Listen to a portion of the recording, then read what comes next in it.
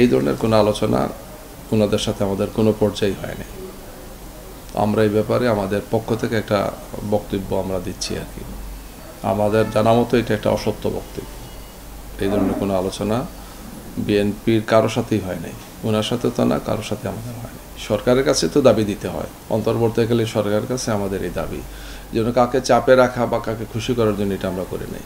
এটা আমরা জনকল্যাণেই ভেবেচিন্তেই আমরা এটা দিয়েছি। এটা শুধুমাত্র তো আমাদের দাবি না, এখন এটা একটা অর্থে বলা যায় এটা একটা জাতীয় দাবিতে পরিণত হয়েছে। আর অনেকগুলো রাজনৈতিক দল পিআর চাচ্ছে, হয়তো ফুল পিআর সবাই চাচ্ছে না, কিন্তু কোনো না কোনো ফরম্যাটে তো পিআর চাচ্ছে। এই ধরনের কোনো আলোচনা ওনাদের সাথে আমাদের কোনো পর্যায়ে হয়নি।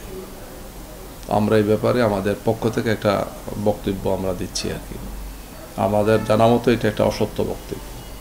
এই ধরনের কোনো আলোচনা বিএনপির কারোর সাথেই হয় নাই, ওনার সাথে তো না, কারোর সাথে আমাদের হয়নি। সরকারের কাছে তো দাবি দিতে হয়, অন্তর্বর্তীকালীন সরকারের কাছে আমাদের এই দাবি যেন কাকে চাপে রাখা বা কাকে খুশি করার জন্য এটা আমরা করি নাই। এটা আমরা জনকল্যাণেই ভেবেচিন্তেই আমরা এটা দিয়েছি। এটা শুধুমাত্র তো আমাদের দাবি না, এখন এটা একটা অর্থে বলা যায় এটা একটা জাতীয় দাবিতে পরিণত হয়েছে। আর অনেকগুলো রাজনৈতিক দল পিআর চাচ্ছে, হয়তো ফুল পিআর সবাই চাচ্ছে না, কিন্তু কোনো না কোনো ফরম্যাটে তো পিআর চাচ্ছে।